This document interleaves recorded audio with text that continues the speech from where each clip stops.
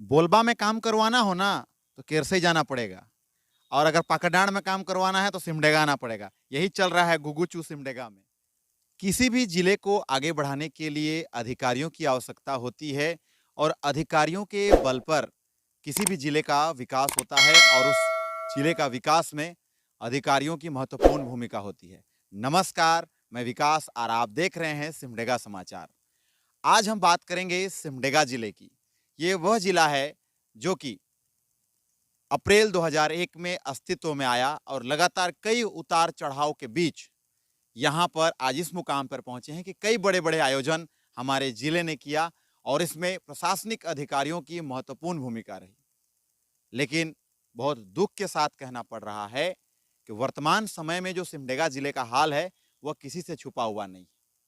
शायद सरकार सिमडेगा जिले को अपनी ओर से ध्यान नहीं दे रही है, या फिर सिमडेगा जिले को आदिवासी मूलवासी जिला समझकर इसे छोड़ दे रही है। कहीं न कहीं जिले का विकास में अधिकारियों की महत्वपूर्ण भूमिका होती है, खासकर ये आदिवासी बहुल जिला है, तो हम मानते हैं कि यहाँ पर विकास की गति और भी तेज होनी चाहिए। लेकिन अगर अधिकारी ही ना रहे तो बहुत दुख लगता है। हम बात कर रहे हैं सिमडेगा की प्रशासनिक अधिकारियों की, जो कि यहाँ ऐसे दर्जनों विभाग है जो कि भगवान भरोसे चल रहा है।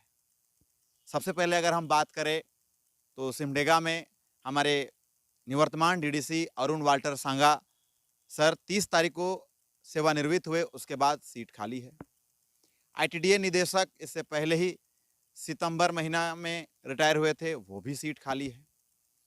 इसके अलावा पाकरनाड़ ब्लॉक है, वहाँ पर ना तो बीडीओ है ना तो सीओ है। सिमडेगा सदर के सीओ वहाँ पर बीडीओ सीओ के चार्ज पर काम चल रहा है। अब यहाँ देखे कि वहाँ देखे, पब्लिक तो परेशान है। उसी प्रकार केरसई में ना बीडीओ है ना सीओ है, वहाँ पर बोलबा के बीडीओ और सीओ के द्वारा काम चल रहा है। इसी प्रकार बांसजोर की बात करें तो वहाँ पर भी ना बीडीओ है ना सीओ है। अभी वर्तमान में एक प्रशिक्षु मैडम को वहाँ पर बीडीओ का चार्ज दिया गया है। इसके अलावा कई जगहों पर अगर हम बात करें तो जैसे कि जिला जनसंपर्क विभाग, विकास शाखा हो, सामान्य शाखा हो, या फिर आईटीडीए निदेशक हो, डीडीसी हो, ऐसे कई ऐसे विभाग हैं जहां पर अधिकारियों की कमी के कारण लोग एक पदाधिकारी 3-3 4-4 विभाग देख रहे हैं। समाज कल्याण पदाधिकारी भी लंबे समय से नहीं है, तो ऐसे में एनडीसी सर उसको संभाल रहे हैं। लेकिन सवाल उठता है कि अगर अधिकारी ही नहीं रहेंगे तो जिले का विकास कैसे संभव है? हम विकास की गति कैसे देंगे? ये विचार करने वाली बात है, क्योंकि किसी भी जिले का विकास के लिए अधिकारी महत्वपूर्ण भूमिका निभाते हैं। अब राज्य के मुखिया हेमंत सोरेन शायद सिमडेगा जिले पर अपना नजर नहीं डाल रहे हैं। हम यही कहेंगे कि सिमडेगा जिले में सरकार का कोई ध्यान नहीं है। स्वास्थ्य सुविधा की बात करेंगे तो सदर अस्पताल में एक भी एनेस्थीसिया का डॉक्टर नहीं है। अगर कोई गर्भवती माता को अगर दर्द शुरू होता है तो नॉर्मल डिलीवरी करना है तो सदर अस्पताल, लेकिन अगर सिजेरियन करना है तो 2-2 सर्जन हैं, लेकिन एनेस्थीसिया का डॉक्टर नहीं है, तो ऐसे में उसका यहाँ पर सर्जरी नहीं हो सकता। तो सोच सकते हैं कि सिमडेगा और रांची की दूरी कितना है। भगवान ना करे कुछ हो जाए। पिछले दिनों एक महिला की मौत हुई थी हाल ही फिलहाल में, जो बहुत ही दुखद है। तो हम ये कहते हैं कि सिमडेगा जिला चारों ओर जंगल, पहाड़, हरे भरे खेत खलिहान से भरपूर, यहाँ के आदिम जनजाति, यहाँ पर आदिवासी निवास करते हैं। ऐसे जिला के साथ सौतेला व्यवहार कहीं न कहीं सरकार हमारे साथ छल कर रही।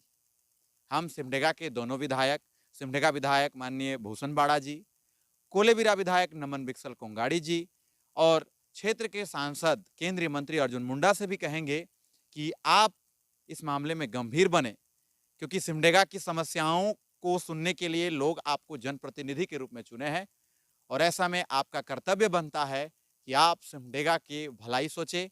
आप भला कर रहे हैं, लेकिन प्रशासनिक अधिकारियों का टोटा कहीं न कहीं विकास की गति को रोक रहा है, और इससे सिमडेगा धीरे-धीरे पिछड़ रहा है। धन्यवाद।